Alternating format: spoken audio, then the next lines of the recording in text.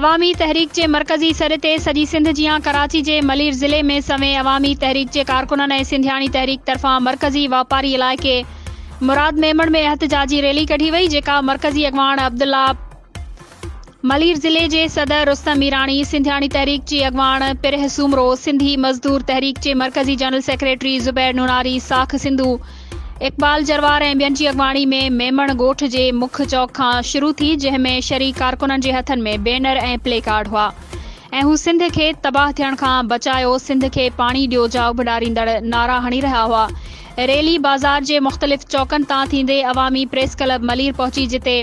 Rally में शरीक माण्हू एहतजाजी धरणो हणी वेही रहिया। रैली खे ख़िताब कंदे अवामी तहरीक जे मरकज़ी अॻवाननि ख़िताब कंदे चयो त सिंध में पाणी जी खोट सबबि ज़रई ज़मीनूं सुकी ऐं फसल तबाह थी रहिया आहिनि।